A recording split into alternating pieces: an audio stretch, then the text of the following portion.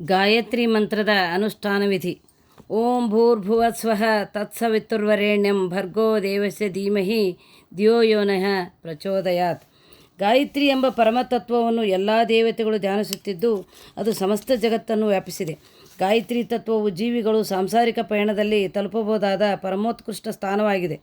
3 ಪಾದಗಳುಳ್ಳ ಗಾಯತ್ರಿಯಿಂದಲೇ ಜಗತ್ತು ಉತ್ಪತ್ತಿಯಾಗುವುದು, ಅಲ್ಲೇ ಲಯವನ್ನು ಹೊಂದುವುದು. ಋಗ್ವೇದದಿಂದ ಮೊದಲ ಪಾದವನ್ನು, ಯಜುರ್ವೇದದಿಂದ ದ್ವಿತೀಯ ಪಾದವನ್ನು, ಸಾಮವೇದದಿಂದ ತೃತೀಯ ಪಾದವನ್ನು ಪಡೆದುಕೊಂಡು ಗಾಯತ್ರಿ ಮಂತ್ರವು ಸೃಷ್ಟಿಯ ಆರಂಭದಲ್ಲಿ ಆವಿರ್ಭವಿಸಿದೆ.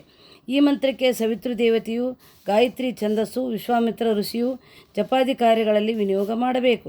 ಈ ಮಂತ್ರದಲ್ಲಿ 24 ಅಕ್ಷರಗಳು, 3 ಪಾದಗಳು. ಗಾಯತ್ರಿ ಮಂತ್ರದ 24 ಅಕ್ಷರಗಳಿಗೆ 24 ದೇವತೆಗಳಿರುವರು. ಗಾಯತ್ರಿಯನ್ನು ಜಪಿಸುವುದಕ್ಕೆ ಮುಂಚಿತವಾಗಿ ಗಾಯತ್ರಿ ಮಂತ್ರಾಕ್ಷರಗಳನ್ನು ಈ ಕೆಳಗಿನ ಕ್ರಮದಲ್ಲಿ ಕಾಲಿನ ಹೆಬ್ಬೆರಳಿನಿಂದ ನೆತ್ತಿಯ ಪರ್ಯಂತ ಅಂಗಗಳಲ್ಲಿ ನ್ಯಾಸಗೊಳಿಸಬೇಕು. ಸಪ್ತ ವ್ಯಾಹೃತಿ ನ್ಯಾಸ. ಭೂಲೋಕವನ್ನು ಪಾದಗಳಲ್ಲಿ, ಭೂರ್ವಲೋಕವನ್ನು ಮೊಣಕಾಲುಗಳಲ್ಲಿ, ಸ್ವರ್ಲೋಕವನ್ನು ಸೊಂಟದಲ್ಲಿ, ಮಹರ್ಲೋಕವನ್ನು ನಾಭಿಯಲ್ಲಿ, ಜನಲೋಕವನ್ನು ಹೃದಯದಲ್ಲಿ, ತಪೋಲೋಕವನ್ನು ಕುತ್ತಿಗೆಯಲ್ಲಿ, ಸತ್ಯಲೋಕವನ್ನು ಹುಬ್ಬುಗಳೆರಡರ ಸಂಧಿಯಲ್ಲಿ ನ್ಯಾಸಗೊಳಿಸಬೇಕು. ಹೇಗೆ ಕಮಲದಳವನ್ನು ನೀರಿನ ಹನಿಗಳು ಅಂಟಿಕೊಳ್ಳಲಾರವೋ ಹಾಗೆಯೇ ಸರ್ವಾಂಗಗಳಲ್ಲಿ ಗಾಯತ್ರಿ ನ್ಯಾಸವನ್ನು ಮಾಡಿಕೊಳ್ಳಬೇಕು. ಮಂತ್ರದ ಛಂದಸ್ಸು, ದೇವತೆ, ಋಷಿ, ವಿನಿಯೋಗ ಹಾಗೂ ಬ್ರಾಹ್ಮಣ ಇವುಗಳನ್ನು ತಿಳಿದುಕೊಂಡು ಕರ್ಮಗಳನ್ನು ಆಚರಿಸಬೇಕು. ಜಪಿಸಲ್ಪಡುವ ಮಂತ್ರವು ಸ್ವರ ಹಾಗೂ ವರ್ಣಗಳಿಂದ ಪರಿಪೂರ್ಣವಾಗಿರಬೇಕು. ಮಂತ್ರವು ಒಂದು ಮಾತ್ರೆಯಿಂದಲೂ ಹೀನವಾಗಿರಬಾರದು. ಎಣಿಸುತ್ತಾ ಜಪವನ್ನು ಆಚರಿಸಬೇಕು. ಸ್ಫಟಿಕ, ರುದ್ರಾಕ್ಷ ಮೊದಲಾದ ಮಾಲೆಗಳಿಂದ, ಕೈಬೆರಳುಗಳಿಂದ ಎಣಿಸಬೇಕು. ಮಾನವನು ಅಹೋರಾತ್ರದಲ್ಲಿ ನಡೆಸುವ ಪ್ರಾಣವಾಯುವಿನ ಉಚ್ಛ್ವಾಸ ನಿಶ್ವಾಸ ಸಂಖ್ಯೆ 21,600. ಇದನ್ನು ಅಜಪ ಸಂಖ್ಯೆ ಎನ್ನುವರು. ಪ್ರತಿಯೊಂದು ಉಚ್ಛ್ವಾಸ ನಿಶ್ವಾಸದ ಮೂಲಕ ಜೀವನು ಸೋಹಂ ಹಂಸ ಎಂದು ಜಪಿಸುತ್ತಿರುವನು. ಯಾವುದೇ ಮಂತ್ರೋಚ್ಚಾರಣೆ ಚಿಂತನೆಗಳಿಲ್ಲದೆ ಈ ಜಪವನ್ನು ಚಿಂತಿಸುವುದೇ ಅಜಪ. ಜಪವು 2 ವಿಧವಾಗಿದೆ, ಉಪಾಂಶು ಹಾಗೂ ಮಾನಸ. ತುಟಿಗಳ ಚಲನೆ ಮಾತ್ರದಿಂದ ಜಪಿಸುವುದು ಉಪಾಂಶು, ತುಟಿಗಳನ್ನು ಚಲಿಸದೇ ಜಪಿಸುವುದು ಮಾನಸ.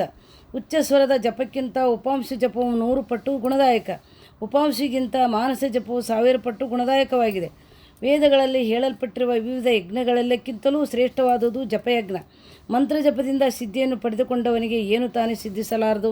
100 ಗಾಯತ್ರಿ ಜಪದಿಂದ ಈ ಜನ್ಮದಲ್ಲಿ ಮಾಡಿದ ಪಾಪಗಳು ನಶಿಸುವುದು. 1000 ಗಾಯತ್ರಿ ಜಪದಿಂದ ಹಿಂದಿನ ಜನ್ಮದ ಪಾಪಗಳು ನಶಿಸುವುದು.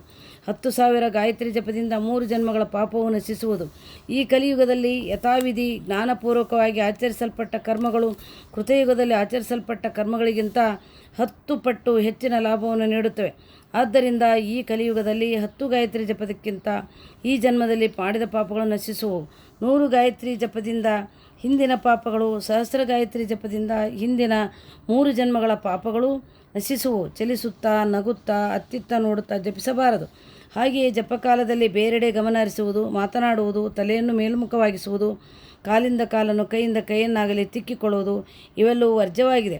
ಗುಪ್ತವಾಗಿ ನೀಡಿದ ದಾನ, ಗುಪ್ತವಾಗಿ ಆಚರಿಸಿದ ಜಪ, ಅಹಂಕಾರರಹಿತವಾದ ಜ್ಞಾನ ಇವುಗಳು ಅಪರಿಮಿತ ಫಲದಾಯಕವಾಗಿವೆ.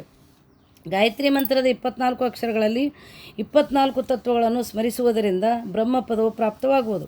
ಗಾಯತ್ರಿ ಮಂತ್ರದ ವರ್ಣನ್ಯಾಸ. ಗಾಯತ್ರಿ ಮಂತ್ರದ 24 ಅಕ್ಷರಗಳನ್ನು ಶರೀರದ ಅಂಗಗಳಲ್ಲಿ ನ್ಯಾಸಗೊಳಿಸಬೇಕು.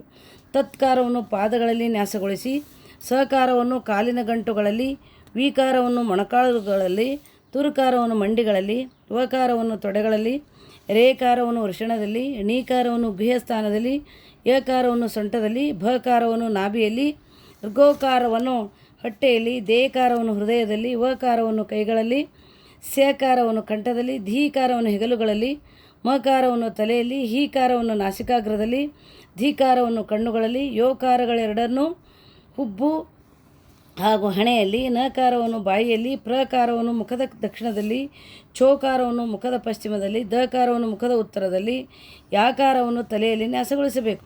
ಹೀಗೆ ನ್ಯಾಸಪೂರ್ವಕ ಗಾಯತ್ರಿಯನ್ನು ಜಪಿಸುವ ವಿಪ್ರನು ಏನನ್ನು ನೋಡುವನೋ, ಏನನ್ನು ಸ್ಪರ್ಶಿಸುವನೋ, ಏನನ್ನು ನುಡಿಯುವನೋ ಅದೆಲ್ಲವೂ ಪವಿತ್ರವಾಗುವುದು.